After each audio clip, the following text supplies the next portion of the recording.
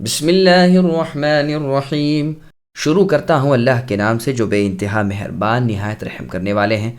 طه ما انزلنا عليك القرآن لتشقى إلا تذكرة لمن يخشى تنزيلا ممن خلق الأرض والسماوات العلى الرحمن على العرش استوى له ما في السماوات وما في الأرض وما بينهما وما تحت الثرى وإن تجهر بالقول فإنه يعلم السر وأخفى الله لا إله إلا هو له الأسماء الحسنى۔ طه، ہم نے آپ پر اے نبی قرآن اس لیے نہیں اتارا کہ آپ مشقت میں پڑ جائیں، بلکہ اس کی نصیحت کے لیے جو اللہ سے ڈرتا ہے۔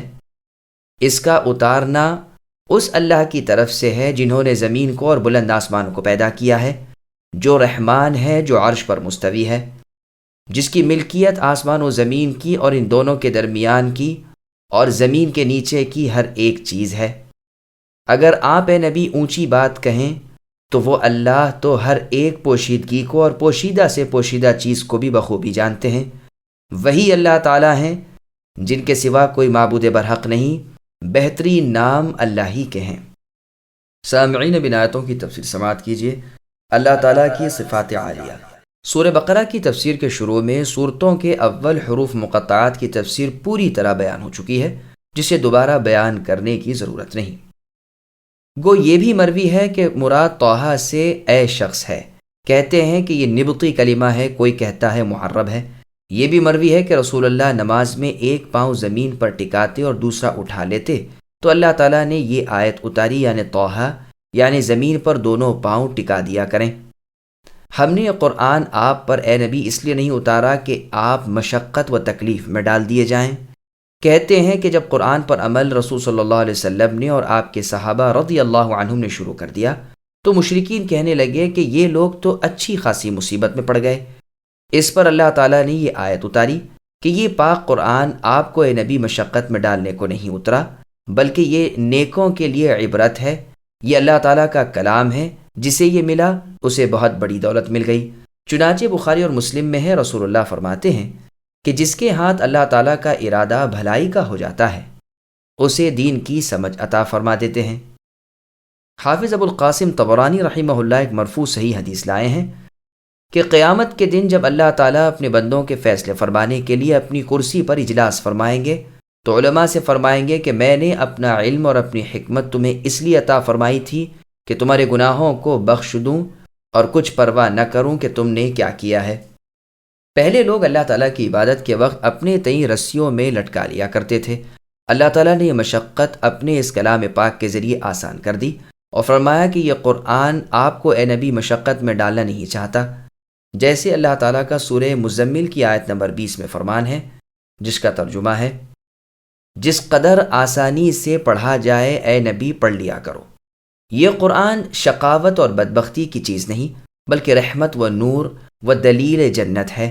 یہ قرآن نیک لوگوں کے لیے جن کے دلوں میں اللہ تعالیٰ کا خوف ہے، تذکرہ، وعظ و ہدایت و رحمت ہے۔ اسے سن کر اللہ تعالیٰ کے نیک انجام بندے حلال و حرام سے واقف ہو جاتے ہیں اور اپنے دونوں جہان سنوار لیتے ہیں۔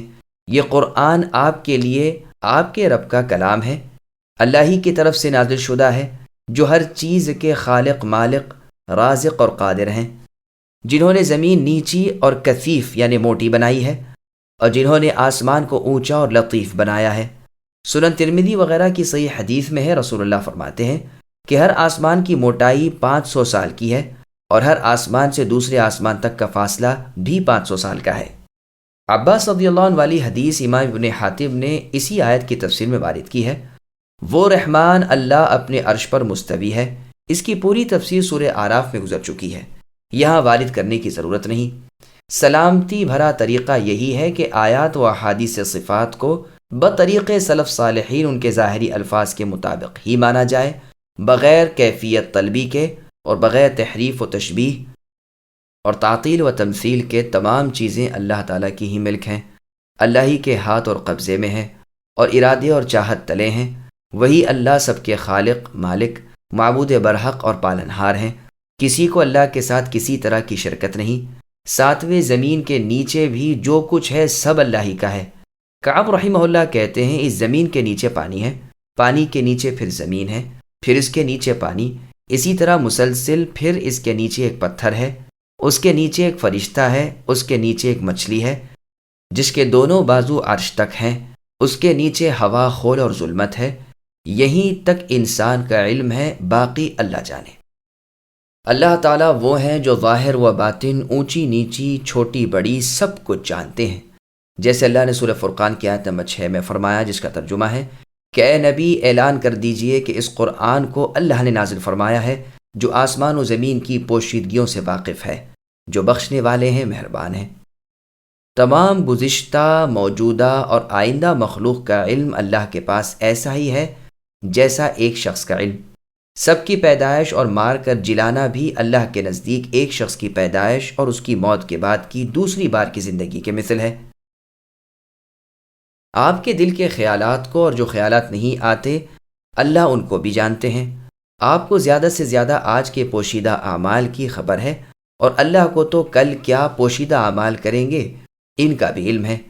ارادہ ہی نہیں بلکہ وسوسے بھی اللہ پر ظاہر ہیں، کیے ہوئے عمل اور جو کریں گے وہ عمل سب اللہ پر ظاہر ہیں، وہی اللہ معبود برحق ہیں، اعلیٰ صفتیں اور بہترین نام اللہ ہی کے ہیں۔ سورہ اعراف کی تفسیر کے آخر میں اللہ کے پیارے ناموں اور بلند صفات کے متعلق حدیثیں گزر چکی ہیں، فَلِلَّهِ الْحَمْدُ وَالْمِنَّةُ۔ وَهَلْ أَتَاكَ حَدِيثُ مُوسَى إِذْ رَأَى نَارًا فَقَالَ لِأَهْلِهِ امْكُثُوا إِنِّي آنَسْتُ نَارًا لَعَلِّي آتِيكُم مِّنْهَا بِقَبَسٍ أَوْ أَجِدُ عَلَى النَّارِ هُدًى فَلَمَّا أَتَاهَا نُودِيَ يَا مُوسَى إني أنا ربك فاخلع نعليك إنك بالوادي المقدس طوى وأنا اخترتك فاستمع لما يوحى إنني أنا الله لا إله إلا أنا فاعبدني وأقم الصلاة لذكري إن الساعة آتية أكاد أخفيها لتجزى كل نفس بما تسعى فلا يصدنك عنها من لا يؤمن بها واتبع هواه فتردى۔ اور اے نبی صلی اللہ علیہ وسلم، آپ کو موسیٰ علیہ السلام کا قصہ بھی معلوم ہے، جب کہ انہوں نے آگ دیکھ کر اپنے گھر والوں سے کہا کہ تم ذرا سی دیر ٹھہر جاؤ، مجھے آگ دکھائی دی ہے، بہت ممکن ہے کہ میں اس کا کوئی انگارہ تمہارے پاس لاؤں یا آگ کے پاس سے راستے کی اطلاع پاؤں۔ جب وہاں پہنچے تو آواز دی گئی کہ اے موسیٰ، یقیناً میں ہی تمہارا پروردگار ہوں، آپ اپنی جوتیاں اتار دیں کیونکہ آپ پاک میدان طوا میں ہیں۔ اور اے موسیٰ، میں نے آپ کو منتخب کر لیا ہے، اب جو وحی کی جائے اسے کان لگا کر سنیے، بے شک میں ہی اللہ ہوں لائق عبادت، میرے سوا اور کوئی نہیں، آپ میری ہی عبادت کرتے رہیے اور میری ہی یاد کے لیے نماز قائم رکھیے۔ قیامت یقیناً آنے والی ہے جسے میں پوشیدہ رکھنا چاہتا ہوں تاکہ ہر شخص کو وہ بدلہ دیا جائے جو اس نے کوشش کی ہو۔ اب اس کے یقین سے آپ کو کوئی ایسا شخص روک نہ دے جو اس پر ایمان نہ رکھتا ہو اور اپنی خواہش کے پیچھے پڑا ہوا ہو، ورنہ ہلاک ہو جاؤ گے۔ سامعین، اب آیتوں کی تفسیر سماعت کیجیے۔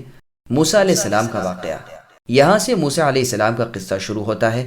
یہ واقعہ اس وقت کا ہے جب کہ آپ اس مدت کو پورا کر چکے تھے جو آپ کے اور آپ کے خسر صاحب یعنی شعیب کے درمیان طے ہوئی تھی، اور آپ اپنی اہل کو لے کر 10 سال سے زیادہ عرصے کے بعد اپنے وطن مصر کی طرف جا رہے تھے۔ سردی کی رات تھی، راستہ بھول گئے تھے، پہاڑوں کی گھاٹیوں کے درمیان تھے، اندھیرا تھا، ابر چھایا ہوا تھا، ہر چند چقماق سے آگ نکالنا چاہا لیکن اس سے بالکل آگ نہ نکلی۔ ادھر ادھر نظریں دوڑائیں تو دائیں جانب کے پہاڑ پر کچھ آگ دکھائی دی، تو بیوی صاحبہ سے فرمایا اس طرف آگ سی نظر آ رہی ہے، میں جاتا ہوں کہ وہاں سے کچھ انگارے لے آؤں تاکہ تم سینک تاپ کر لو اور کچھ روشنی بھی ہو جائے، اور یہ بھی ممکن ہے کہ وہاں کوئی آدمی مل جائے جو راستہ بھی بتلا دے، بہر صورت راستے کا پتہ یا آگ مل ہی جائے گی۔ موسیٰ علیہ السلام کو نبوت عطا ہوتی ہے۔ جب موسیٰ علیہ السلام آگ کے پاس پہنچے تو اس مبارک میدان کے دائیں جانب کے درختوں کی طرف سے آواز آئی کہ اے موسیٰ، میں تمہارا رب ہوں، تم جوتیاں اتار دو۔ یا تو اس لیے یہ حکم ہوا کہ آپ کی جوتیاں گدھے کے چمڑے کی تھیں، یا اس لیے کہ تعظیم کرانی مقصود تھی، جیسے کہ کعبے جانے کے وقت لوگ جوتیاں اتار کر جاتے ہیں، یا اس لیے کہ اس بابرکت جگہ پر پاؤں پڑیں، اور بھی کئی ساری وجوہات بیان کیے گئے ہیں۔ طوا اس وادی کا نام تھا، یا یہ مطلب کہ اپنے قدم اس زمین سے ملا دو، یا یہ مطلب کہ یہ زمین کئی کئی بار پاک کی گئی ہے اور اس میں برکتیں بھر دی گئی ہیں اور بار بار دہرائی گئی ہیں، لیکن زیادہ صحیح پہلا قول ہی ہے، جیسا کہ اللہ تعالیٰ نے سورہ نازعات کی آیت نمبر 16 میں فرمایا، اذ ناداہ ربہ بالواد المقدس طویٰ الآیہ، یعنی میں نے اے موسیٰ آپ کو اپنا برگزیدہ کر لیا ہے، دنیا میں سے آپ کو منتخب کر لیا ہے، اپنی رسالت اور اپنے کلام سے آپ کو ممتاز فرما رہا ہوں، اس وقت کے روئے زمین کے تمام لوگوں سے آپ کا مرتبہ بڑھا رہا ہوں۔ کہا گیا ہے کہ موسیٰ علیہ السلام سے پوچھا گیا، جانتے بھی ہو کہ میں نے آپ کو اور تمام لوگوں میں سے مختار اور پسندیدہ کر کے آپ کو شرف ہم کلامی کیوں بخشا؟ آپ نے جواب دیا، اے اللہ مجھے اس کی وجہ معلوم نہیں۔ فرمایا گیا، اس لیے کہ آپ کی طرح اور کوئی میری طرف نہیں جھکا، اب آپ میری وحی کو کان لگا کر دھیان دے کر سنیے، میں ہی معبود اکتا ہوں، کوئی اور نہیں، یہی پہلا فریضہ ہے، آپ صرف میری ہی عبادت کیے چلے جانا، کسی اور کی کسی قسم کی عبادت نہ کرنا، میری یاد کے لیے نمازیں قائم کرنا، میری یاد کا یہ بہترین اور افضل ترین طریقہ ہے، یا یہ مطلب کہ جب میں یاد آؤں نماز پڑھنا، جیسا کہ مسند احمد میں رسول اللہ صلی اللہ علیہ وسلم کا فرمان ہے کہ تم میں سے اگر کسی کو نیند آ جائے یا غفلت ہو جائے تو جب یاد آ جائے نماز پڑھ لے، کیونکہ فرمان باری تعالیٰ ہے کہ میری یاد کے وقت نماز قائم کرو۔ بخاری اور مسلم میں ہے، رسول اللہ نے فرمایا، جو شخص سوتے میں یا بھول میں نماز کا وقت گزار دے، اس کا کفارہ یہی ہے کہ یاد آتے ہی نماز پڑھ لے، اس کے سوا اور کفارہ نہیں۔ قیامت یقیناً آنے والی ہے، ممکن ہے میں اس کے وقت کے صحیح علم کو ظاہر نہ کروں۔ ایک قرات میں اخفیہ کے بعد من نفسی کے لفظ بھی ہیں، کیونکہ اللہ تعالیٰ کی ذات سے کوئی چیز پوشیدہ نہیں، یعنی اس کا علم بجز اپنے کسی کو نہیں دوں گا۔ پس روئے زمین پر کوئی ایسا نہیں ہوا جسے قیامت کے قائم ہونے کا مقررہ وقت معلوم ہو۔ یہ وہ چیز ہے کہ اگر ہو سکے تو خود میں اپنے سے بھی اسے چھپا دوں، لیکن رب سے کوئی چیز پوشیدہ تو نہیں، چنانچہ یہ فرشتے سے پوشیدہ ہیں، انبیاء اس سے بے علم ہے، جیسے اللہ تعالیٰ نے سورہ نمل کی آیت نمبر 65 میں فرمایا، قُلْ لَا يَعْلَمُ مَنْ فِي السَّمَاوَاتِ وَالْأَرْضِ الْغَيْبَ إِلَّا اللَّهُ، کہ اے نبی زمین و آسمان والوں میں سے سوائے رب واحد کے کوئی اور غیب دان نہیں۔ اور سورہ اعراف کی آیت نمبر 187 میں ہے، جس کا ترجمہ ہے، قیامت زمین و آسمان پر بھاری پڑ رہی ہے، وہ اچانک آ جائے گی، یعنی اس کا علم کسی کو نہیں سوائے اللہ کے۔ ایک قرات میں اخفیہ ہے۔ رقا فرماتے ہیں، مجھے سعید ابن جبیر رحمہ اللہ نے اسی طرح پڑھایا ہے، اس کے معنی ہے اظہرہا، اس دن ہر عامل اپنے عمل کا بدلہ دیا جائے گا، خواہ ذرہ برابر نیکی ہو خواہ بدی ہو، اپنے کرتوت کا بدلہ اس دن ضرور ملنا ہے، پس کسی کو بھی بے ایمان لوگ بہکا نہ دیں۔ قیامت کے منکر، دنیا کے مفتون، مولا کے نافرمان، خواہش کے غلام، کسی اللہ کے بندے کے اس پاک عقیدے میں اسے ڈھل مل نہ کرنے پائیں۔ اگر وہ اپنی چاہت میں کامیاب ہو گئے تو یہ غارت ہوا اور نقصان میں پڑا۔ وما تلك بيمينك يا موسى قال هي عصاي أتوكأ عليها وأهش بها على غنمي ولي فيها مآرب أخرى قال ألقها يا موسى فألقاها فإذا هي حية تسعى قال خذها ولا تخف سنعيدها سيرتها الأولى۔ اللہ نے فرمایا، اے موسیٰ یہ آپ کے اس دائیں ہاتھ میں کیا ہے؟ جواب دیا کہ یہ میری لکڑی ہے جس پر میں ٹیک لگاتا ہوں اور جس سے میں اپنی بکریوں کے لیے پتے جھاڑ لیا کرتا ہوں، اور بھی اس میں مجھے بہت سے فائدے کام کے ہیں۔ فرمایا، اے موسیٰ اسے ہاتھ سے نیچے ڈال دو۔ ڈالتے ہی وہ تو سانپ بن کر دوڑنے لگا۔ فرمایا، بے خوف ہو کر پکڑ لو، ہم اسے اسی پہلی سی صورت میں دوبارہ لا دیں گے۔ سامعین، اب آیتوں کی تفسیر سماعت کیجیے۔ موسیٰ علیہ السلام کی لاٹھی کا ذکر۔ موسیٰ علیہ السلام کے ایک بہت بڑے اوصاف کھلے معجزے کا ذکر ہو رہا ہے۔ جو بغیر اللہ تعالیٰ کی قدرت کے ناممکن اور جو غیر نبی کے ہاتھ پر بھی ناممکن۔ طور پہاڑ پر دریافت ہو رہا ہے کہ اے موسیٰ آپ کے دائیں ہاتھ میں کیا ہے؟ یہ سوال اس لیے تھا کہ موسیٰ علیہ السلام کی گھبراہٹ دور ہو جائے۔ یہ بھی کہا گیا ہے کہ یہ سوال بطور تقریر کے ہے، یعنی آپ کے ہاتھ میں لکڑی ہی ہے، یہ جیسی کچھ ہے آپ کو معلوم ہے، اب یہ جو ہو جائے گی وہ دیکھ لینا۔ اس سوال کے جواب میں کلیم اللہ موسیٰ علیہ السلام عرض کرتے ہیں یہ میری اپنی لکڑی ہے جس پر میں ٹیک لگاتا ہوں، یعنی چلنے میں مجھے یہ سہارا دیتی ہے، اس سے میں اپنی بکریوں کا چارہ درخت سے جھاڑ لیتا ہوں۔ ایسی لکڑیوں میں ذرا بلدار لوہا لگا لیا کرتے ہیں تاکہ پتے پھل آسانی سے اتر آئیں اور لکڑی ٹوٹے بھی نہیں۔ اور بھی بہت سے فوائد اس میں ہیں۔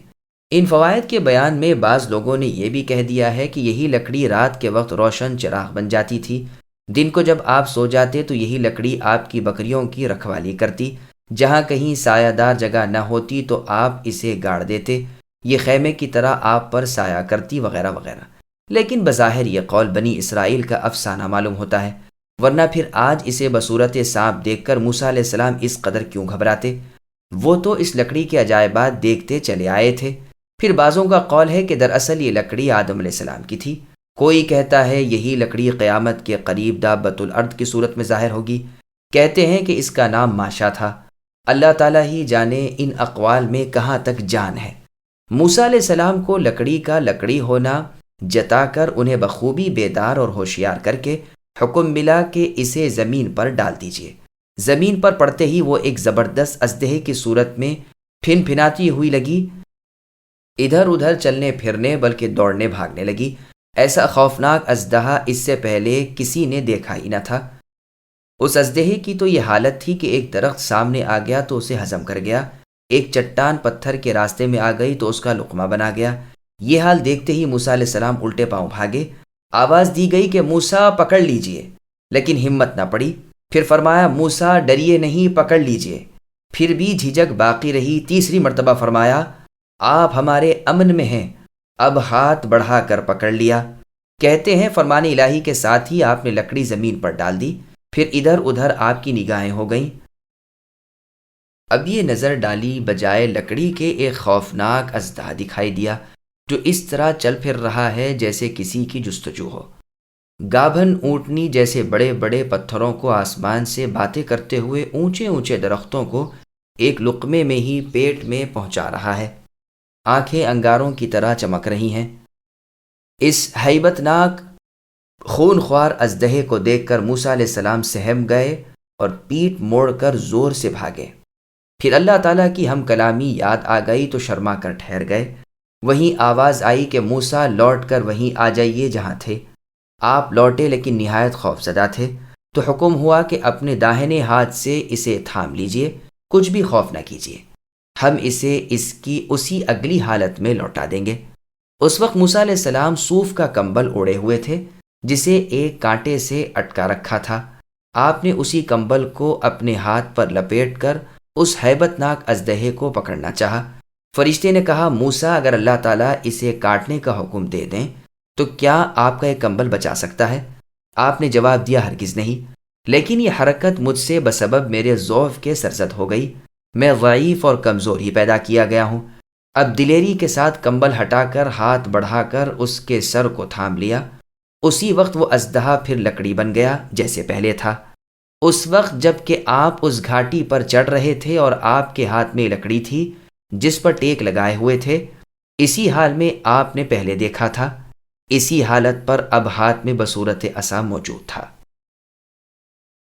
واضمم يدك إلى جناحك تخرج بيضاء من غير سوء آية أخرى لنريك من آياتنا الكبرى اذهب إلى فرعون إنه طغى قال رب اشرح لي صدري ويسر لي أمري واحلل عقدة من لساني يفقه قولي واجعل لي وزيرا من أهلي هارون أخي اشدد به أزري وأشركه في أمري كي نسبحك كثيرا ونذكرك كثيرا إنك كنت بنا بصيرا۔ اور اے موسیٰ اپنا ہاتھ اپنی بغل میں ڈال لیجئے تو وہ سفید چمکتا ہوا ہو کر نکلے گا، لیکن بغیر کسی عیب اور روک کے۔ یہ ہے وہ دوسرا معجزہ، یہ اس لیے کہ ہم آپ کو اپنی بڑی بڑی نشانیاں دکھانا چاہتے ہیں۔ آپ فرعون کی طرف جائیے، اس فرعون نے بڑی سرکشی مچا رکھی ہے۔ موسیٰ علیہ السلام کہنے لگے، اے میرے پروردگار، میرا سینہ میرے لیے کھول دیجئے اور میرے کام کو مجھ پر آسان کر دیجئے، اور میری زبان کی گرہ بھی کھول دیجئے تاکہ لوگ میری بات اچھی طرح سمجھ سکیں، اور میرا وزیر میرے کنبے میں سے کر دیجئے، یعنی میرے بھائی ہارون کو۔ آپ اس سے میری کمر کس دیجئے اور اسے میرا شریک کار کر دیجئے، تاکہ ہم دونوں بکثرت آپ کی تسبیح بیان کریں اور بکثرت آپ کی یاد کریں۔ بے شک آپ ہمیں خوب دیکھنے بھالنے والے ہیں۔ سامعین، اب ان آیتوں کی تفصیل سماعت کیجیے۔ موسیٰ علیہ السلام کے معجزات۔ موسیٰ علیہ السلام کو دوسرا معجزہ دیا جاتا ہے۔ حکم ہوتا ہے کہ اپنا ہاتھ اپنی بغل میں ڈال کر پھر اسے نکال لیجئے تو وہ چاند کی طرح چمکتا ہوا روشن بن کر نکلے گا۔ یہ نہیں کہ برس کی سفیدی ہو یا کوئی بیماری اور عیب ہو۔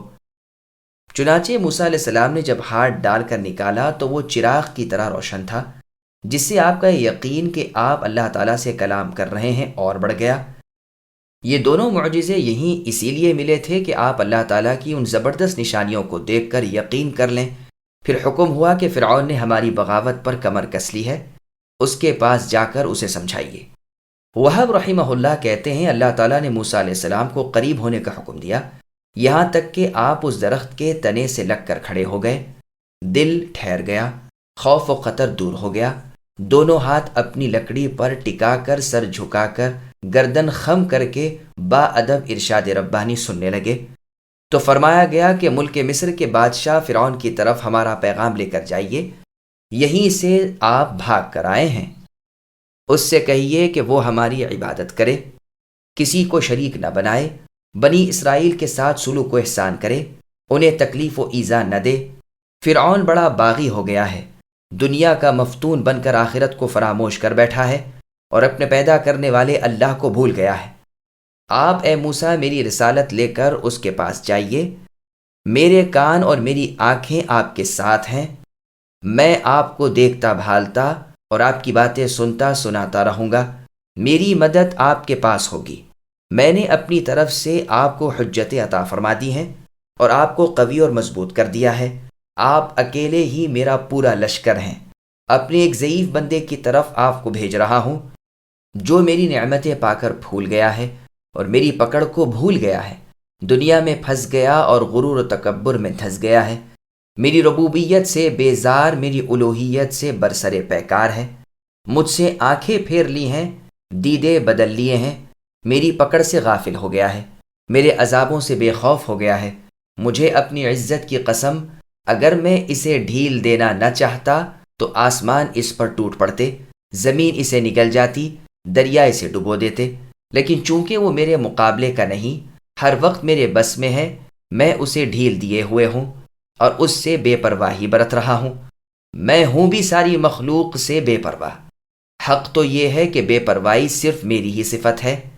آپ اے موسیٰ میری رسالت ادا کیجئے، اسے میری عبادت کی ہدایت کیجئے، اسے توحید و اخلاص کی دعوت دیجئے، میری نعمتیں یاد دلائیے، میرے عذابوں سے دھمکائیے، میرے غضب سے ہوشیار کر دیجئے۔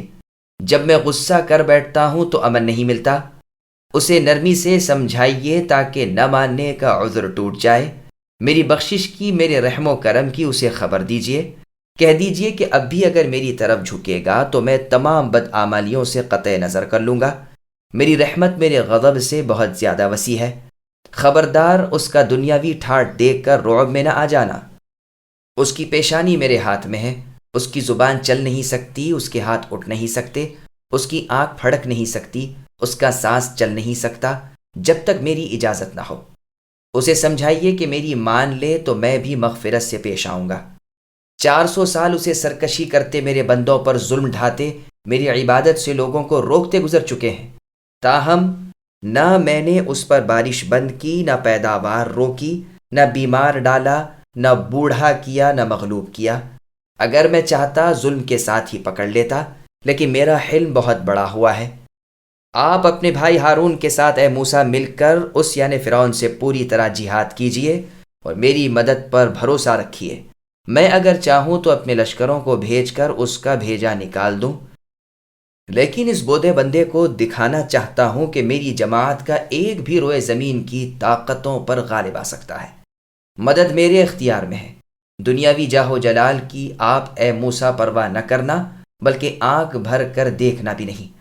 میں اگر چاہوں تو آپ کو اتنا دے دوں کہ فرعون کی دولت اس کے پاسنگ میں بھی نہ آ سکے، لیکن میں اپنے بندوں کو عموماً غریب ہی رکھتا ہوں تاکہ ان کی آخرت سنوری رہے۔ یہ اس لیے نہیں ہوتا وہ میرے نزدیک قابل اکرام نہیں، بلکہ صرف اس لیے ہوتا ہے کہ دونوں جہاں کی نعمتیں آنے والے جہاں میں جمع مل جائیں۔ میرے نزدیک بندے کا کوئی عمل اتنی وقات والا نہیں جتنا زہد اور دنیا سے دوری۔ میں اپنے خاص بندوں کو سکینت اور خشوع و خضوع کا لباس پہنا دیتا ہوں، ان کے چہرے سجدوں کی چمک سے روشن ہو جاتے ہیں۔ یہی سچے اولیاء اللہ ہوتے ہیں۔ ان کے سامنے ہر ایک کو باادب رہنا چاہیے، اپنی زبان اور دل کو ان کا تابع رکھنا چاہیے۔ اے موسیٰ سن لیجئے، میرے دوستوں سے دشمنی رکھنے والا گویا مجھے لڑائی کا اعلان دیتا ہے، تو کیا مجھ سے لڑنے کا ارادہ رکھنے والا کبھی مجھے ہرا بھی سکتا ہے؟ ہرگز نہیں۔ میں نے قہر کی نظر سے اسے دیکھا اور اس کا تہس نہس ہوا۔ میرے دشمن مجھ پر غالب نہیں آ سکتے، میرے مخالف میرا کچھ بھی بگاڑ نہیں سکتے۔ میں اپنے دوستوں کی آپ مدد خود کرتا ہوں، انہیں دشمنوں کا شکار نہیں ہونے دیتا، دنیا آخرت میں انہیں سرخرو رکھتا ہوں اور ان کی مدد کرتا ہوں۔ موسیٰ علیہ السلام نے اپنا بچپن کا زمانہ فرعون کے گھر میں بلکہ اس کی گودیوں میں گزارا تھا۔ جوانی تک ملک مصر میں اسی کی بادشاہت میں ٹھہرے رہے تھے۔ پھر ایک قبطی بے ارادہ آپ کے ہاتھ سے مر گیا تھا، جس سے آپ یہاں سے بھاگ نکلے تھے۔ تب سے لے کر آج تک مصر کی صورت نہیں دیکھی تھی۔ فرعون ایک سخت دل، بدخلق، اکڑ مزاج، آورہ انسان تھا۔ غرور اور تکبر اتنا بڑھ گیا تھا کہ کہتا تھا کہ میں رب کو جانتا ہی نہیں۔ اپنی رعایا سے کہتا تھا کہ تمہارا رب میں ہی ہوں۔ ملک و مال میں، دولت و متاع میں، لاؤ لشکر اور کر و فر میں کوئی روئے زمین پر اس کے مقابلے کا نہ تھا۔ جب موسیٰ علیہ السلام کو اسے ہدایت کرنے کا حکم ہوا تو آپ نے اللہ تعالیٰ سے دعا کی کہ میرا سینہ اے اللہ کھول دیجئے اور میرے کام میں آسانی پیدا کر دیجئے۔ اگر تو آپ میرے مددگار نہ بنیں گے تو یہ سخت بار میرے کندھے نہیں اٹھا سکتے، اور میری زبان کی گرہ کھول دیجئے۔ چونکہ موسیٰ علیہ السلام کے بچپن کے زمانے میں آپ کے سامنے کھجور اور انگارے رکھے گئے تھے، آپ نے انگارہ لے کر منہ میں رکھ لیا تھا، اس لیے زبان میں لکنت ہو گئی تھی، تو دعا کی کہ اے میرے پروردگار میری زبان کی گرہ کھل جائے۔ موسیٰ علیہ السلام کے اس ادب کو دیکھیے کہ بقدر حاجت سوال کرتے ہیں۔ یہ نہیں عرض کرتے کہ میری زبان بالکل صاف ہو جائے، بلکہ دعا یہ کرتے ہیں کہ گرہ کھل جائے تاکہ لوگ میری بات سمجھ لیں۔ انبیاء علیہم السلام اللہ تعالیٰ سے صرف حاجت روائی کے مطابق ہی عرض کرتے ہیں، آگے نہیں بڑھتے۔ چنانچہ موسیٰ علیہ السلام کی زبان میں پھر بھی کچھ کسر رہ گئی تھی، جیسے کہ فرعون نے کہا تھا کہ کیا میں بہتر ہوں یا یہ یعنی موسیٰ جو صاف بول بھی نہیں سکتا۔ حسن بصری رحمہ اللہ فرماتے ہیں ایک گرہ کھلنے کی آپ نے اللہ سے دعا کی تھی جو پوری ہوئی، اگر پوری کی دعا ہوتی تو وہ بھی پوری ہوتی۔ موسیٰ علیہ السلام نے صرف اسی قدر دعا کی تھی کہ آپ کی زبان ایسی کر دی جائے کہ لوگ آپ کی بات سمجھ لیا کریں۔ ابن عباس رضی اللہ عنہما فرماتے ہیں ڈر تھا کہ کہیں وہ الزام قتل رکھ کر قتل نہ کر دیں۔ اس کی دعا کی جو قبول ہوئی۔ زبان میں اٹکاؤ تھا، اس کی بابت دعا کی کہ اتنی صاف ہو جائے کہ لوگ بات سمجھ لیں۔ یہ دعا بھی پوری ہوئی۔ دعا کی کہ ہارون کو بھی نبی بنا دیا جائے، یہ بھی پوری ہوئی۔ محمد ابن کعب القرظی رحمہ اللہ کے پاس ان کے ایک رشتہ دار آئے اور کہنے لگے یہ تو بڑی کمی ہے کہ تم بولنے میں غلط بول جاتے ہو۔ آپ نے فرمایا بھتیجے کیا میری بات تمہاری سمجھ میں نہیں آتی؟ کہا ہاں سمجھ میں تو آ جاتی ہے۔ کہا بس یہی کافی ہے۔ موسیٰ علیہ السلام نے بھی اللہ تعالیٰ سے یہی اور اتنی ہی دعا کی تھی۔ پھر اور دعا کی کہ میری خارجی اور ظاہری امداد کے لیے میرا وزیر بنا دیجئے، اور ہو بھی وہ میرے کنبے میں سے، یعنی میرا اپنا بھائی ہارون علیہ السلام، ان کو نبوت عطا فرمائیے۔ ابن عباس رضی اللہ عنہما فرماتے ہیں اسی وقت ہارون علیہ السلام کو موسیٰ علیہ السلام کے ساتھ ہی نبوت عطا فرمائی گئی۔ عائشہ صدیقہ رضی اللہ عنہا عمرے کے لیے جاتے ہوئے کسی اعرابی کے ہاں مقیم تھیں کہ سنا ایک شخص پوچھتا ہے کہ دنیا میں کس بھائی نے اپنے بھائی کو سب سے زیادہ نفع پہنچایا ہے؟ اس سوال پر سب خاموش ہو گئے اور کہہ دیا کہ ہمیں اس کا علم نہیں۔ اس نے کہا اللہ کی قسم مجھے اس کا علم ہے۔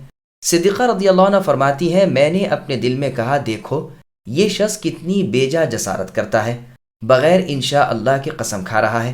لوگوں نے اس سے پوچھا کہ بتلاؤ۔ اس نے جواب دیا موسیٰ علیہ السلام نے اپنے بھائی کو اپنی دعا سے نبوت دلوائی۔ میں بھی یہ سن کر دنگ رہ گئی اور دل میں کہنے لگی کہ بات تو سچ کہی، فی الواقع اس سے زیادہ کوئی بھائی اپنے بھائی کو نفع نہیں پہنچا سکتا۔ اللہ تعالیٰ نے سچ فرمایا کہ موسیٰ اللہ تعالیٰ کے پاس بڑے آبرودار تھے۔ اس دعا کی وجہ بیان کرتے ہیں کہ میری کمر مضبوط ہو جائے، وہ یعنی ہارون میری مشاورت میں رہے، میرے کام میں اسے بھی میرا ساتھی بنا دیجئے تاکہ ہم آپ کی اے اللہ پاکی اچھی طرح بیان کریں، ہر وقت آپ کی پاکیزگی بیان کرتے رہیں اور آپ کی یاد بکثرت کریں۔ مجاہد رحمہ اللہ فرماتے ہیں بندہ اللہ تعالیٰ کا زیادہ ذکر کرنے والا اسی وقت ہوتا ہے جب کہ وہ بیٹھتے اٹھتے اور لیٹتے اللہ تعالیٰ کو یاد کرنے میں مشغول رہے۔ پھر آگے موسیٰ علیہ السلام نے فرمایا اے اللہ آپ ہمیں دیکھتے ہیں، یہ آپ کا رحم و کرم ہے کہ آپ نے ہمیں برگزیدہ کیا، ہمیں نبوت عطا فرمائی اور ہمیں اپنے دشمن فرعون کی طرف اپنا نبی بنا کر اس کی ہدایت کے لیے مبعوث فرمایا۔ آپ کا شکر ہے اور آپ ہی کے لیے تمام تعریفیں سزاوار ہیں۔ آپ کی نعمتوں پر ہم آپ کے شکر گزار ہیں۔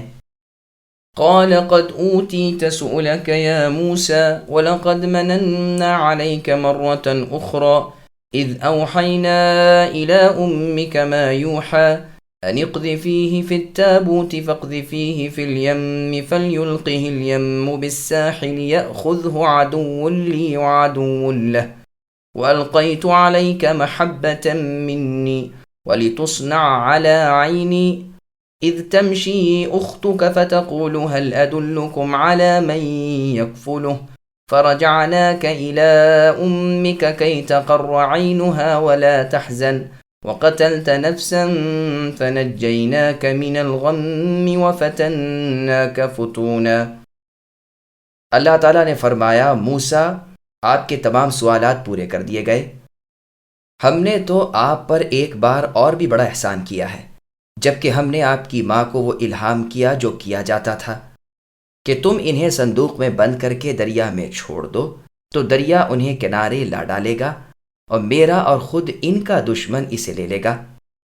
اور میں نے اپنی طرف کی خاص محبت و مقبولیت آپ پر موسیٰ ڈال دی تاکہ آپ کی پرورش میری آنکھوں کے سامنے کی جائے، جبکہ آپ کی بہن چل رہی تھی اور کہہ رہی تھی کہ اگر تم کہو تو میں اسے بتا دوں جو ان کی نگہبانی کرے۔ اس تدبیر سے ہم نے اے موسیٰ پھر آپ کو آپ کی ماں کے پاس پہنچایا کہ ان کی آنکھیں ٹھنڈی رہیں اور وہ غمگین نہ ہو۔ اے موسیٰ آپ نے ایک شخص کو مار ڈالا تھا، اس پر بھی ہم نے آپ کو غم سے بچا لیا، غرض ہم نے آپ کو اچھی طرح آزما لیا۔ سامعین اب ان آیتوں کی تفصیل سماعت کیجیے۔ موسیٰ علیہ السلام کے تفصیلی حالات۔ موسیٰ علیہ السلام کی تمام دعائیں قبول ہوئیں اور فرما دیا گیا کہ آپ کی درخواست اے موسیٰ منظور ہے۔ اس احسان کے ساتھ ہی اور احسان کا بھی ذکر کر دیا گیا کہ ہم نے آپ پر ایک مرتبہ اور بھی بڑا احسان کیا ہے۔ پھر اس واقعے کو مختصر طور پر یاد دلایا کہ ہم نے آپ کے بچپن کے وقت آپ کی ماں کی طرف وحی بھیجی جس کا ذکر اب تم سے ہو رہا ہے۔ تم اس وقت اے موسیٰ دودھ پیتے بچے تھے، تمہاری والدہ کو فرعون اور فرعونیوں کا کھٹکا تھا کیونکہ اس سال وہ بنی اسرائیل کے لڑکوں کو قتل کرا رہا تھا۔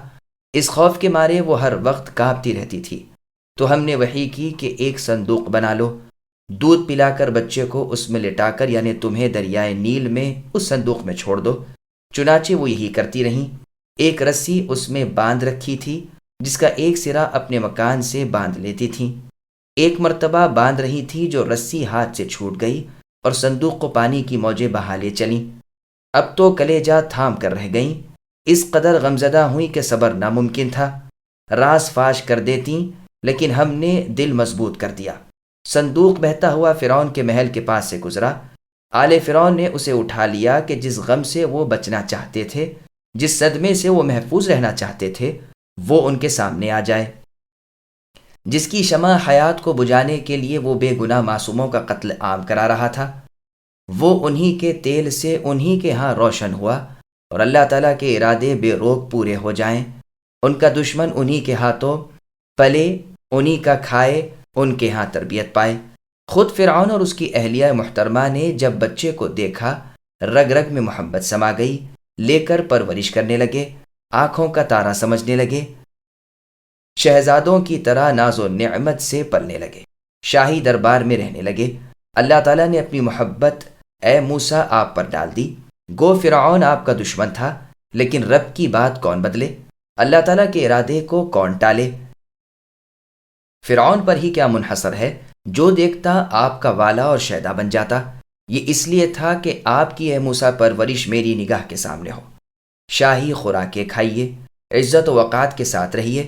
فرعون والوں نے صندوقچہ اٹھا لیا، کھولا، بچے کو دیکھا، پالنے کا ارادہ کیا، لیکن آپ کسی دایا کا دودھ باتے ہی نہیں، بلکہ منہ میں ہی نہیں لیتے۔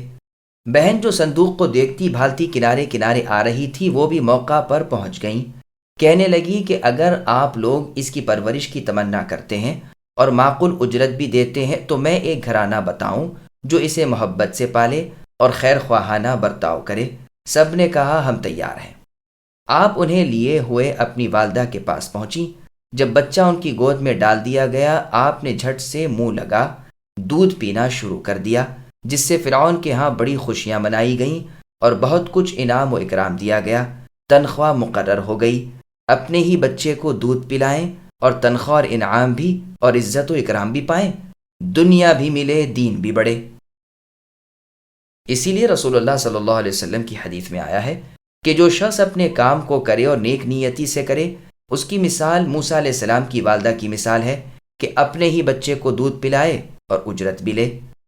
بس یہ بھی ہماری کرم فرمائی ہے کہ ہم نے اے موسیٰ آپ کو آپ کی ماں کی گود میں واپس کیا کہ اس کی آنکھیں ٹھنڈی رہیں اور غم و رنج جاتا رہے۔ پھر آپ کے ہاتھ سے ایک فرعونی قبطی مار ڈالا گیا تو بھی ہم نے آپ کو بچا لیا۔ فرعونیوں نے آپ کے قتل کا ارادہ کر لیا تھا، راز فاش ہو چکا تھا، آپ کو یہاں سے نجات دی۔ آپ بھاگ کھڑے ہوئے مدین کے کنویں پر جا کر تم نے دم لیا۔ وہیں ہمارے ایک نیک بندے نے تمہیں بشارت سنائی کہ اب کوئی خوف نہیں، ان ظالموں سے تم نے نجات پالی۔ تمہیں اے موسیٰ ہم نے بطور آزمائش اور بھی بہت سے فتنوں میں ڈالا۔ سعید بن جبیر رحمہ اللہ فرماتے ہیں کہ میں نے عبداللہ بن عباس رضی اللہ عنہما سے اس کی بابت سوال کیا تو آپ رضی اللہ عنہما نے فرمایا اب تو دن ڈوبنے کو ہے، واقعات زیادہ ہیں، پھر صحیح۔ چنانچہ میں نے دوسری صبح پھر سوال کیا تو آپ نے فرمایا سنو، فرعون کے دربار میں ایک دن اس بات کا ذکر چھڑا کہ اللہ تعالیٰ کا وعدہ ابراہیم خلیل اللہ علیہ السلام سے یہ تھا کہ ان کی اولاد میں انبیاء اور بادشاہ ہوں گے۔ چنانچہ بنی اسرائیل اس کے آج تک منتظر ہیں اور انہیں یقین ہے کہ مصر کی سلطنت پھر ان میں جائے گی۔ پہلے تو ان کا خیال تھا کہ یہ وعدہ یوسف علیہ السلام کی بابت تھا، لیکن ان کی وفات تک جب وہ وعدہ پورا نہیں ہوا تو وہ اب عقیدہ رکھتے ہیں کہ اللہ تعالیٰ ان میں اپنے ایک پیغمبر کو بھیجیں گے جن کے ہاتھوں انہیں سلطنت بھی ملے گی اور ان کی قومی و مذہبی ترقی ہوگی۔ یہ باتیں کر کے فرعونیوں نے مجلس مشاورت قائم کی کہ اب کیا کیا جائے جس سے آئندہ کے اس خطرے سے محفوظ رہ سکیں۔ آخر اس جلسے میں یہ قرارداد منظور ہوئی کہ پولیس کا ایک محکمہ قائم کیا جائے جو شہر کا گشت لگاتا رہے اور بنی اسرائیل میں جو نرینہ اولاد ہو اسے اسی وقت سرکار میں پیش کیا جائے اور ذبح کر دیا جائے۔ لیکن جب ایک مدت گزر گئی تو انہیں خیال پیدا ہوا کہ اس طرح تو بنی اسرائیل بالکل فنا ہو جائیں گے اور جو ذلیل خدمتیں ان سے لی جاتی ہیں، جو بگاریں ان سے وصول ہو رہی ہیں، سب موقوف ہو کر رک جائیں گی۔ اس لیے اب تجویز ہوا کہ 1 سال ان کے بچوں کو چھوڑ دیا جائے اور 1 سال ان کے لڑکے قتل کر دیے جائیں۔ اس طرح موجودہ بنی اسرائیلیوں کی تعداد بھی نہ بڑھے گی اور نہ اتنی کم ہو جائے گی کہ ہمیں اپنی خدمت گزاری کے لیے بھی نہ مل سکیں۔ جتنے بوڑھے 2 سال میں مریں گے اتنے بچے 1 سال میں پیدا ہو جائیں گے۔ جس سال قتل موقوف تھا اس سال تو ہارون علیہ السلام پیدا ہوئے، اور جس سال قتل عام بچوں کا جاری تھا اس برس موسیٰ علیہ السلام تولد ہوئے۔ آپ کی والدہ کی اس وقت کی گھبراہٹ اور پریشانی کا کیا پوچھنا، بے اندازہ تھیں۔ ایک فتنہ تو یہ تھا، چنانچہ یہ خطرہ اس وقت دفع ہو گیا جبکہ اللہ تعالیٰ کی وحی ان کے پاس آئی کہ ڈریے نہیں، خوف نہ کیجیے، ہم اسے آپ کی طرف پھر لوٹائیں گے اور انہیں اپنا رسول بنائیں گے۔ چنانچہ بحکم باری تعالیٰ آپ نے اپنے بچے کو صندوق میں بند کر کے دریا میں بہا دیا۔ جب صندوق نظروں سے اوجھل ہو گیا تو شیطان نے دل میں وسوسے ڈالنے شروع کیے کہ افسوس، اس سے تو یہی بہتر تھا کہ میرے سامنے ہی اسے ذبح کر دیا جاتا، تو میں اسے خود ہی کفناتی دفناتی تو صحیح، لیکن اب تو میں نے آپ اسے مچھلیوں کا شکار بنایا۔ یہ صندوق یوں ہی بہتا ہوا خاص فرعونی گھاٹ سے جا لگا۔ وہاں اس وقت محل کی لونڈیاں موجود تھیں۔ انہوں نے اس صندوق کو اٹھا لیا اور ارادہ کیا کہ کھول کر دیکھیں، لیکن پھر ڈر گئیں کہ ایسا نہ ہو کوئی چوری پڑے۔ یوں ہی مقفل صندوق ملکہ فرعون کے پاس پہنچا دیا۔ وہ بادشاہ کی بیگم کے سامنے کھولا گیا تو اس میں سے چاند جیسی صورت کا ایک چھوٹا سا معصوم بچہ نکلا، جسے دیکھتے ہی فرعون کی بیوی صاحبہ کا دل محبت کے جوش سے اچھلنے لگا۔ ادھر موسیٰ کی حالت غیر ہو گئی۔ سوائے اپنے اس پیارے سے بچے موسیٰ کے خیال کے دل میں اور کوئی تصور ہی نہ تھا۔ ادھر ان قصائیوں کو جو حکومت کی طرف سے بچوں کے قتل کے محکمے کے ملازم تھے معلوم ہوا تو وہ اپنی چھریاں تیز کیے ہوئے بڑھے اور ملکہ سے تقاضا کیا کہ بچہ انہیں سونپ دیں تاکہ وہ اسے ذبح کر ڈالیں۔ اے ابن جبیر، یہ دوسرا فتنہ تھا جس میں اللہ نے موسیٰ علیہ السلام کو آزمایا۔ آخر ملکہ نے جواب دیا کہ ٹھہرو، میں خود بادشاہ سے ملتی ہوں، یعنی فرعون سے، اور اس بچے کو طلب کرتی ہوں۔ اگر وہ مجھے دے دیں تو خیر، ورنہ تمہیں اختیار ہے۔ چنانچہ آپ آئیں اور بادشاہ سے کہا کہ یہ بچہ تو میری اور آپ کی اے فرعون آنکھوں کی ٹھنڈک ثابت ہوگا۔ اس خبیث فرعون نے کہا بس تم ہی اس سے اپنی آنکھیں ٹھنڈی رکھو، میری ٹھنڈک وہ کیوں ہونے لگا، مجھے اس کی کوئی ضرورت نہیں۔ رسول اللہ صلی اللہ علیہ وسلم قسم کھا کر بیان فرماتے ہیں کہ اگر وہ بھی کہہ دیتا کہ ہاں بے شک وہ میری آنکھوں کی بھی ٹھنڈک ہے، تو اللہ تعالیٰ اسے بھی ضرور راہ راست دکھا دیتے، جیسا کہ اس کی بیوی صاحبہ مشرف بہدایت ہوئیں، لیکن اس نے خود اس سے محروم رہنا چاہا، اللہ تعالیٰ نے بھی اسے محروم کر دیا۔ الغرض فرعون کو جوں توں کر کے راضی رضامند کر کے اس بچے یعنی موسیٰ علیہ السلام کے پالنے کی اجازت لے کر آپ آئیں۔ اب محل کی جتنی دایاں تھیں سب کو جمع کیا، ایک ایک کی گود میں بچہ دیا گیا، لیکن اللہ تعالیٰ نے سب کا دودھ آپ پر حرام کر دیا۔ آپ نے کسی کا دودھ منہ میں لیا ہی نہیں۔ اس سے ملکہ گھبرائیں کہ یہ تو بہت ہی برا ہوا، یہ پیارا بچہ یوں ہی ہلاک ہو جائے گا۔ آخر سوچ کر حکم دیا کہ انہیں باہر لے جاؤ، ادھر ادھر تلاش کرو، اور اگر کسی کا دودھ یہ معصوم قبول کر لے تو اسے بمنت سونپ دو۔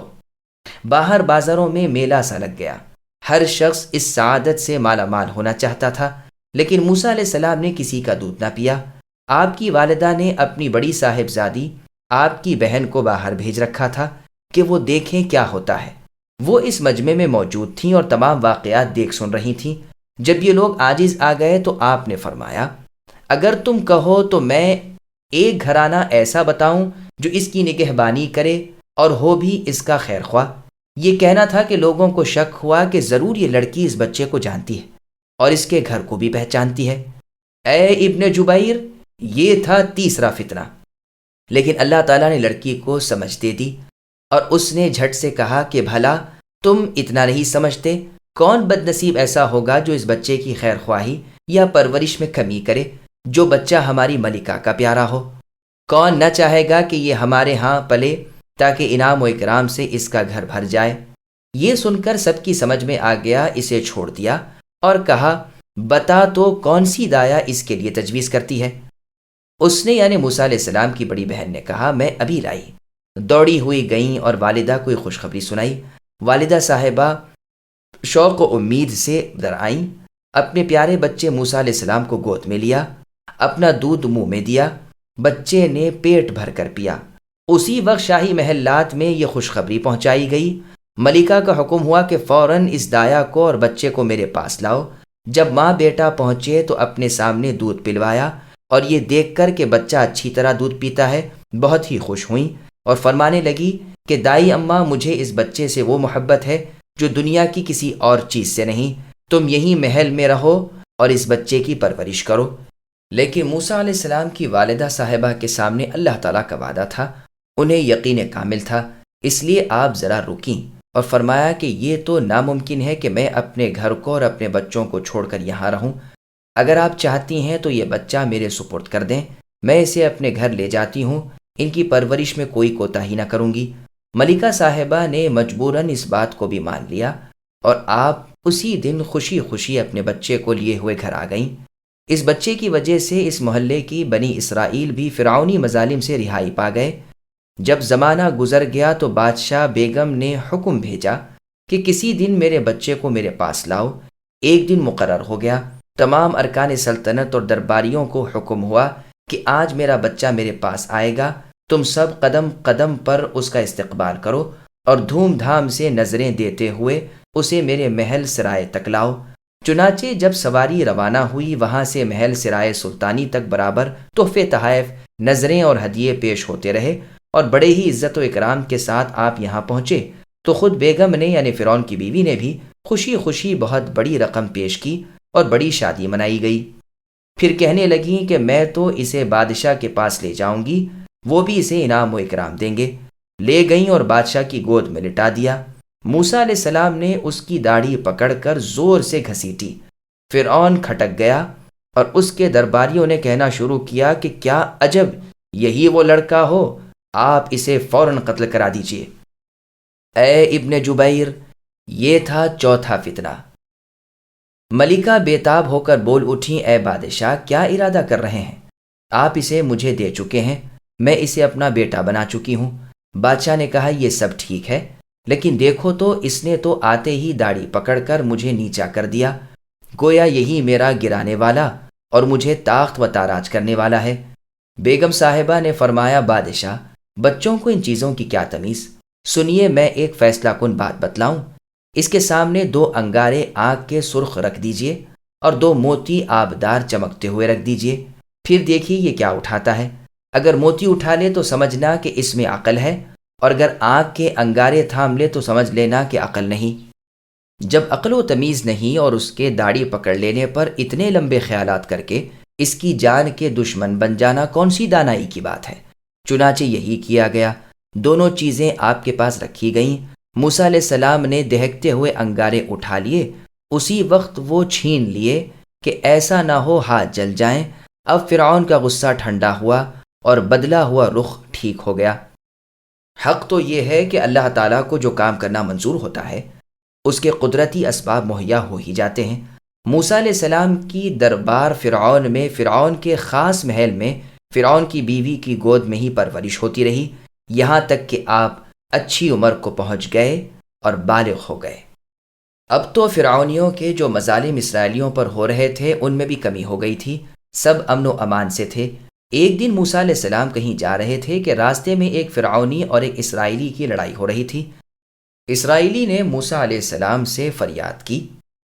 آپ کو سخت غصہ آیا، اس لیے کہ اس وقت وہ فرعونی اس بنی اسرائیلی کو دبوچے ہوئے تھا۔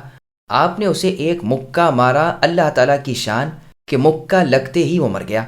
یہ تو لوگوں کو عموماً معلوم تھا کہ موسیٰ علیہ السلام اسرائیلیوں کی طرفداری کرتے ہیں، لیکن لوگ اس کی وجہ اب تک یہی سمجھتے تھے کہ چونکہ آپ نے انہی میں دودھ پیا ہے اس لیے ان کے طرفدار ہیں۔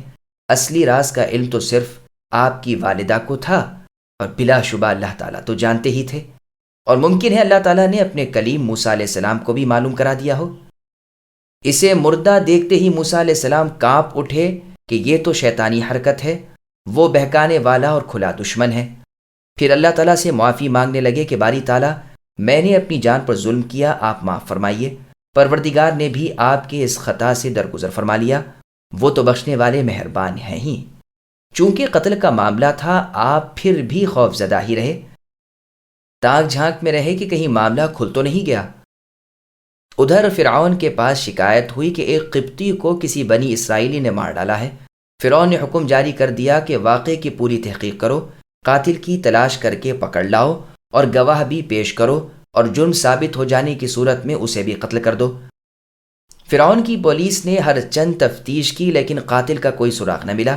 اتفاق کی بات کہ دوسرے ہی دن موسیٰ علیہ السلام پھر کہیں جا رہے تھے کہ دیکھا وہی بنی اسرائیلی شخص ایک دوسرے فرعونی سے جھگڑ رہا ہے۔ موسیٰ علیہ السلام کو دیکھتے ہی وہ دہائی دینے لگا، لیکن اس نے محسوس کیا کہ شاید موسیٰ علیہ السلام اپنے کل کے فعل سے نادم ہے۔ موسیٰ علیہ السلام کو بھی اس کا بار بار کا جھگڑنا اور فریاد کرنا برا معلوم ہوا، اور کہا تم تو بڑے لڑاکا ہو۔ یہ فرما کر اس فرعونی کو پکڑنا چاہا، لیکن اس اسرائیلی بزدل نے سمجھا کہ شاید آپ چونکہ مجھ پر ناراض ہیں، مجھے ہی پکڑنا چاہتے ہیں؟ حالانکہ اس کا یہ صرف بزدلانہ خیال تھا۔ آپ تو اسی فرعونی کو پکڑنا چاہتے تھے اور اسے بچانا چاہتے تھے، لیکن خوف و ہراس کی حالت میں بے ساختہ اس کے منہ سے نکل گیا کہ موسیٰ، جیسے کہ کل تم نے ایک آدمی کو مار ڈالا تھا، کیا آج مجھے مار ڈالنا چاہتے ہو؟ یہ سن کر وہ فرعونی اسے چھوڑ کر بھاگا، دوڑا گیا اور سرکاری سپاہ کو اس واقعے کی اطلاع کر دی۔ فرعون کو بھی قصہ معلوم ہوا، اسی وقت جلادوں کو حکم دیا کہ موسیٰ کو پکڑ کر قتل کر دو۔ یہ لوگ شار عام سے آپ کی جستجو میں چلے۔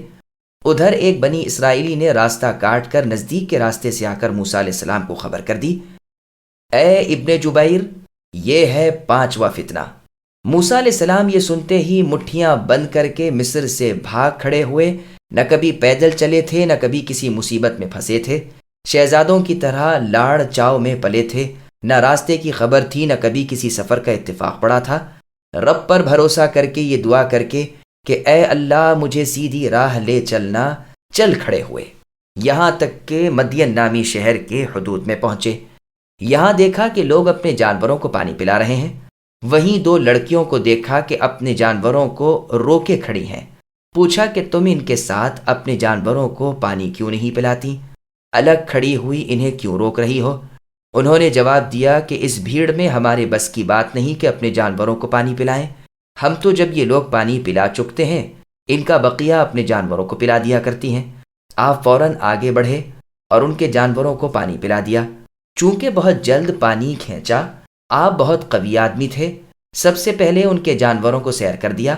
یہ اپنی بکریاں لے کر اپنے گھر روانہ ہوئیں اور آپ ایک درخت کے سائے تلے بیٹھ گئے اور اللہ تعالیٰ سے دعا کرنے لگے کہ پروردگار، میں آپ کی تمام تر مہربانیوں کا محتاج ہوں۔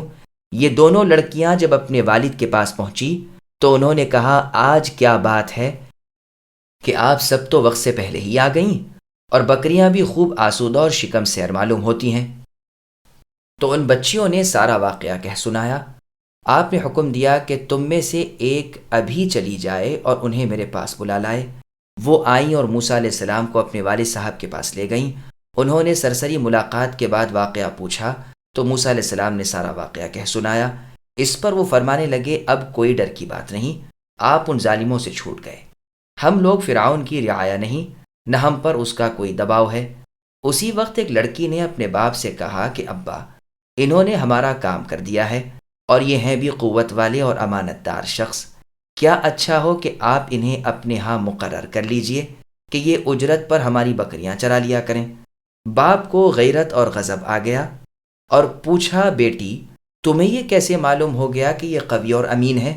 بچی نے جواب دیا کہ قوت تو اس وقت معلوم ہوئی جب انہوں نے ہماری بکریوں کے لیے پانی نکالا۔ اتنے بڑے ڈول کو اکیلے ہی کھینچتے تھے اور بڑی پھرتی اور سبکی سے۔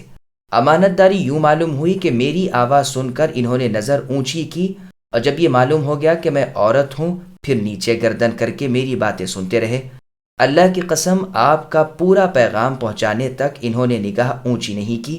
پھر مجھ سے فرمایا کہ تم میرے پیچھے رہو، مجھے دور سے راستہ بتا دیا کرنا۔ یہ بھی دلیل ہے ان کی رب ترسی اور امانت داری کی۔ باپ کی غیرت و حمیت بھی رہ گئی، بچی کی طرف سے دل صاف ہو گیا اور موسیٰ علیہ السلام کی محبت دل میں سما گئی۔ اب موسیٰ علیہ السلام سے فرمانے لگے، میرا ارادہ ہے کہ اپنی ان دونوں لڑکیوں میں سے ایک لڑکی کا نکاح آپ کے ساتھ کر دوں، اس شرط پر کہ آپ 8 سال میرے ہاں کام کاج کرتے رہیں۔ ہاں اگر 10 سال تک کریں تو اور بھی اچھا ہے، انشاءاللہ آپ دیکھ لیں گے کہ میں بھلا آدمی ہوں۔ چنانچہ معاملہ طے ہو گیا اور اللہ تعالیٰ کے پیغمبر موسیٰ علیہ السلام نے بجائے 8 سال کے 10 سال پورے کیے۔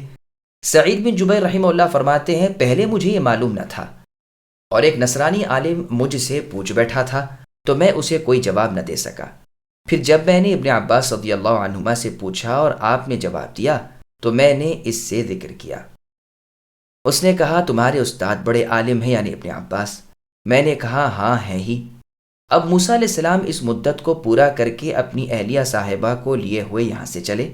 پھر وہ واقعات ہوئے جن کا ذکر ان آیتوں میں ہے۔ آگ دیکھی گئی، اللہ تعالیٰ سے کلام کیا، لکڑی کا اژدہا بننا، ہاتھ کا نورانی بننا ملاحظہ کیا، نبوت پائی، فرعون کی طرف بھیجے گئے تو قتل کے واقعے کے بدلے کا اندیشہ ظاہر فرمایا، اس سے اطمینان حاصل کر کے زبان کی گرہ کشائی کی طلب کی۔ اس کو حاصل کر کے اپنے بھائی ہارون علیہ السلام کی ہمدردی اور شرکت کار چاہی، یہ بھی حاصل کر کے لکڑی لیے ہوئے شاہ مصر کی طرف چلے۔ ادھر ہارون علیہ السلام کے پاس وحی پہنچی کہ اپنے بھائی کی موافقت کریں اور ان کا ساتھ دیں۔ دونوں بھائی ملے اور فرعون کے دربار میں پہنچے، اطلاع کرائی، بڑی دیر میں اجازت ملی، گئے، فرعون پر ظاہر کیا کہ ہم اللہ تعالیٰ کے رسول بن کر تیرے پاس آئے ہیں۔ اب جو سوال و جواب ہوئے ہیں وہ قرآن میں موجود ہیں۔ فرعون نے کہا اچھا تم کیا چاہتے ہو، اور واقعہ قتل یاد دلایا جس کا عذر موسیٰ علیہ السلام نے بیان کیا جو قرآن میں موجود ہے، اور کہا ہمارا ارادہ یہ ہے کہ تم ایمان لاؤ اور ہمارے ساتھ بنی اسرائیل کو اپنی غلامی سے رہائی دو۔ اس نے انکار کیا اور کہا کہ اگر سچے ہو تو کوئی معجزہ دکھلاؤ۔ موسیٰ علیہ السلام نے اسی وقت اپنی لکڑی زمین پر ڈال دی۔ وہ زمین پر پڑتے ہی ایک زبردست خوفناک اژدہے کی صورت میں منہ پھاڑے کچلیاں نکالے فرعون کی طرف لپکا۔ مارے خوف کے فرعون تخت سے کود گیا اور بھاگتا ہوا عاجزی سے فریاد کرنے لگا کہ موسیٰ، رب کے واسطے اسے پکڑ لو۔ آپ نے ہاتھ لگایا، وہ اسی وقت اصلی حالت میں آ گئی۔ پھر آپ نے اپنا ہاتھ اپنے گریبان میں ڈال کر نکالا تو وہ بغیر کسی مرض کے داغ کے چمکتا ہوا نکلا، جسے دیکھ کر وہ حیران ہو گیا، یعنی فرعون۔ موسیٰ علیہ السلام نے پھر ہاتھ ڈال کر نکالا تو وہ اپنی اصلی حالت میں تھا۔ اب فرعون نے اپنے درباریوں کی طرف دیکھ کر کہا تم نے دیکھا یہ دونوں جادوگر ہیں، چاہتے ہیں کہ اپنے جادو کے زور سے تمہیں تمہارے ملک سے نکال باہر کریں اور تمہارے ملک پر قابض ہو کر تمہارے طریقے مٹا دیں۔ پھر موسیٰ علیہ السلام سے کہا کہ ہمیں آپ کی نبوت ماننے سے بھی انکار ہے اور آپ کا کوئی مطالبہ بھی ہم پورا نہیں کر سکتے، بلکہ ہم اپنے جادوگروں کو تمہارے مقابلے کے لیے بلا رہے ہیں جو تمہارے اس جادو پر غالب آ جائیں گے۔ چنانچہ یہ لوگ اپنی کوششوں میں مشغول ہو گئے، تمام ملک سے جادوگروں کو بڑی عزت سے بلوایا۔ جب سب جمع ہو گئے تو انہوں نے پوچھا کہ اس کا جادو کس قسم کا ہے؟ فرعون والوں نے کہا لکڑی کا سانپ بنا دیتا ہے۔ جادوگروں نے کہا اس میں کیا ہے؟ ہم لکڑیوں کے رسیوں کے وہ سانپ بنائیں کہ روئے زمین پر ان کا کوئی مقابلہ نہ کر سکے، لیکن ہمارے لیے انعام مقرر ہو جانا چاہیے۔ فرعون نے ان سے قول و قرار کیا کہ انعام کیسا؟ میں تو تمہیں اپنا مقرب خاص اور درباری بنا لوں گا اور تمہیں نہال کر دوں گا، جو مانگو گے پاؤ گے۔ چنانچہ انہوں نے اعلان کر دیا کہ عید والے دن چڑھے فلاں میدان میں مقابلہ ہوگا۔ مروی ہے کہ ان کی یہ عید عاشوراء کے دن تھی۔ اس دن تمام لوگ صبح ہی صبح اس میدان میں پہنچ گئے کہ آج چل کر دیکھیں گے کہ کون غالب آتا ہے۔ ہم تو جادوگروں کے کمال کے قائل ہیں، وہی غالب آئیں گے اور ہم انہی کی مانیں گے۔ مذاق سے اس بات کو بدل کر کہتے تھے کہ چلو انہی دونوں جادوگروں کے مطیع بن جائیں گے اگر وہ غالب رہیں۔ میدان میں آ کر جادوگروں نے انبیاء اللہ موسیٰ و ہارون علیہ السلام سے کہا کہ لو اب بتاؤ تم پہلے اپنا جادو ظاہر کرتے ہو یا ہم ہی شروع کریں؟ موسیٰ علیہ السلام نے فرمایا تم ہی ابتدا کرو تاکہ تمہارے حوصلے نکل جائیں۔ اب انہوں نے اپنی لکڑیاں اور رسیاں میدان میں ڈالیں، وہ سب سانپ اور بلائیں بن کر اللہ تعالیٰ کے نبیوں کی طرف دوڑیں، جس سے خوفزدہ ہو کر موسیٰ علیہ السلام پیچھے ہٹنے لگے۔ اسی وقت اللہ تعالیٰ کی وحی آئی کہ اے موسیٰ آپ اپنی لکڑی زمین پر ڈال دیجئے۔ آپ نے ڈال دی، وہ ایک خوفناک بھیانک عظیم الشان اژدہا بن کر ان کی طرف دوڑا، یعنی ان سانپوں کی طرف۔ یہ لکڑیاں رسیاں سب گڈ مڈ ہو گئیں اور وہ ان سب کو نکل گیا۔ جادوگر سمجھ گئے کہ یہ جادو نہیں، یہ تو سچ مچ اللہ تعالیٰ کی طرف کا نشان ہے۔ جادو میں یہ بات کہاں؟ چنانچہ سب نے اپنے ایمان کا اعلان کر دیا کہ ہم موسیٰ علیہ السلام کے رب اللہ تعالیٰ پر ایمان لائے اور ان دونوں بھائیوں کی نبوت ہمیں تسلیم ہے، ہم اپنے گزشتہ گناہوں سے توبہ کرتے ہیں۔ فرعون اور فرعونیوں کی کمر ٹوٹ گئی، رسوا ہوئے، منہ کالے پڑ گئے، ذلت کے ساتھ خاموش ہو گئے، خون کے گھونٹ پی کر چپ ہو گئے۔ ادھر یہ ہو رہا تھا، ادھر فرعون کی بیوی صاحبہ جنہوں نے موسیٰ علیہ السلام کو اپنے سگے بچے کی طرح پالا تھا، بے قرار بیٹھی تھیں اور اللہ تعالیٰ سے دعائیں مانگ رہی تھیں کہ اللہ عز و جل اپنے نبی موسیٰ کو غالب کرے۔ فرعونیوں نے بھی اس حال کو دیکھا تھا، لیکن انہوں نے خیال کیا کہ اپنے خاوند کی طرفداری میں ان کا یہ حال ہے۔ یہاں سے ناکام واپس جانے پر فرعون نے بے ایمانی پر کمر باندھ لی۔ اللہ تعالیٰ کی طرف سے موسیٰ علیہ السلام کے ہاتھوں بہت سے نشانات ظاہر ہوئے۔ جب کبھی کوئی پکڑ آ جاتی یا گھبرا کر بلکہ گڑ گڑا کر وعدہ کرتا کہ اچھا اس مصیبت کے ہٹ جانے پر میں بنی اسرائیل کو اے موسیٰ آپ کے ساتھ کر دوں گا، لیکن جب عذاب ہٹ جاتا پھر منکر بن کر سرکشی پر آ جاتا اور کہتا کہ اے موسیٰ، تمہارا رب اس کے سوا کچھ اور بھی کر سکتا ہے۔ چنانچہ ان پر طوفان آیا، ٹڈیاں آئیں، جوئیں آئیں، مینڈک آئے، خون آیا، اور بھی بہت سی صاف صاف نشانیاں دیکھیں۔ جہاں آفت آئی دوڑا، وعدہ کیا، جہاں وہ ٹل گئی مکر گیا اور اکڑ گیا۔ اب اللہ تعالیٰ کا حکم ہوا کہ اے موسیٰ، بنی اسرائیل کو لے کر یہاں سے نکل جائیے۔ آپ راتوں رات انہیں لے کر روانہ ہو گئے۔ صبح فرعونیوں نے دیکھا کہ رات کو سارے بنی اسرائیل چلے گئے ہیں۔ فرعون سے کہا، اس نے سارے ملک میں احکام بھیج کر ہر طرف سے فوجیں جمع کیں اور بہت بڑی جمعیت کے ساتھ ان کا پیچھا کیا۔ راستے میں دریا پڑتا تھا، اس کی طرف اللہ تعالیٰ کی وحی پہنچی کہ تجھ پر جب میرے بندے موسیٰ علیہ السلام کی لکڑی پڑے تو انہیں راستہ دے دینا۔ تجھ میں 12 راستے ہو جائیں کہ بنی اسرائیل کے 12 قبیلے الگ الگ اپنی راہ لگ جائیں۔ پھر جب یہ پار ہو جائیں اور فرعونی آ جائیں تو مل جانا اور ان میں سے ایک کو بھی ڈبائے بغیر نہ چھوڑنا۔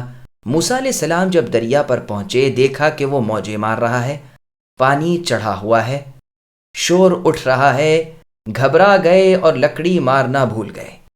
دریا بے قرار یوں تھا کہ کہیں ایسا نہ ہو کہ اس کے حصے پر موسیٰ علیہ السلام لکڑی مار دیں اور اسے خبر نہ ہو تو اللہ تعالیٰ کے عذاب میں بسبب اللہ تعالیٰ کی نافرمانی کے پھنس جائے۔ اتنے میں فرعون کا لشکر بنی اسرائیل کے قریب جا پہنچا۔ یہ گھبرا گئے اور کہنے لگے، اے موسیٰ، ہم تو پکڑ لیے گئے، اب آپ وہ کیجئے جو اللہ تعالیٰ کا آپ کو حکم ہے، یقیناً نہ تو اللہ تعالیٰ جھوٹے ہیں نہ آپ۔ موسیٰ علیہ السلام نے فرمایا، مجھ سے تو یہ فرمایا گیا ہے کہ جب آپ دریا پر اے موسیٰ پہنچیں گے تو وہ آپ کے لیے 12 راستے دے دے گا تو آپ گزر جانا۔ اسی وقت یاد آیا کہ لکڑی مارنے کا حکم ہوا ہے، چنانچہ لکڑی ماری۔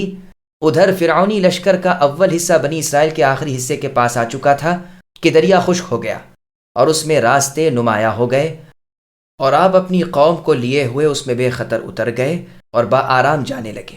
جب یہ نکل چکے فرعونی سپاہ ان کے تعاقب میں دریا میں اتری۔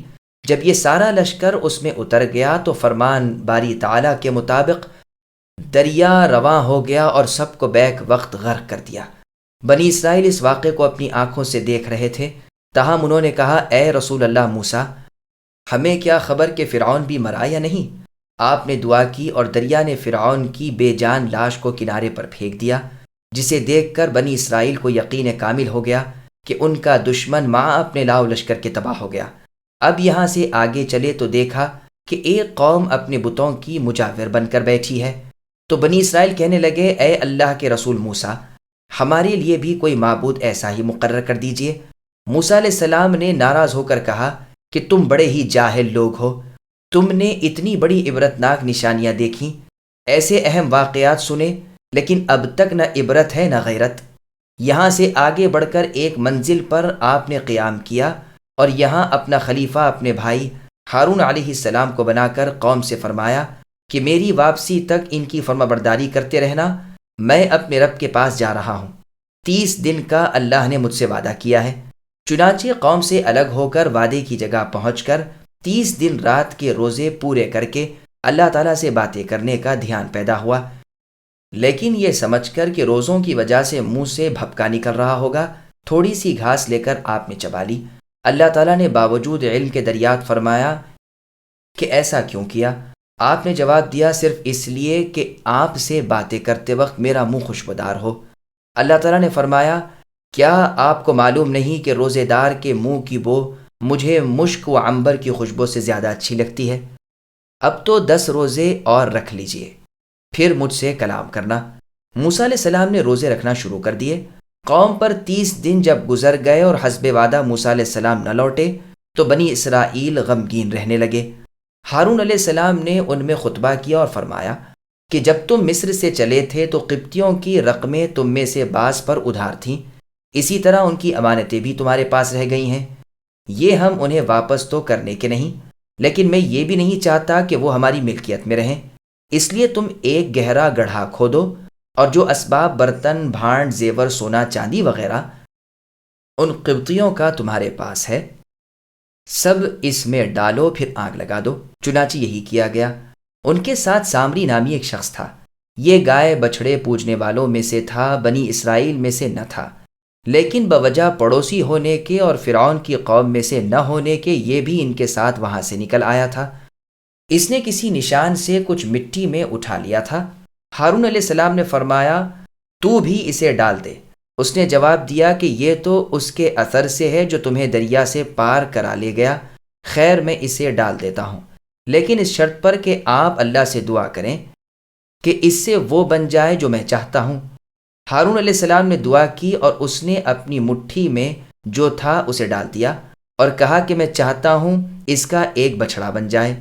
اللہ تعالیٰ کی قدرت سے اس گڑھے میں جو تھا وہ ایک بچھڑے کی صورت میں ہو گیا جو اندر سے کھوکھلا تھا، اس میں روح نہ تھی، لیکن ہوا اس کے پیچھے کے راستے کے سوراخ سے جا کر منہ سے نکلتی تھی، اس سے ایک آواز پیدا ہوتی تھی۔ بنی اسرائیل نے پوچھا سامری یہ کیا ہے؟ اس بے ایمان گائے کے پجاری نے کہا یہی تمہارا سب کا رب اللہ ہے، لیکن موسیٰ علیہ السلام راستہ بھول گئے اور دوسری جگہ رب کی تلاش میں چلے گئے۔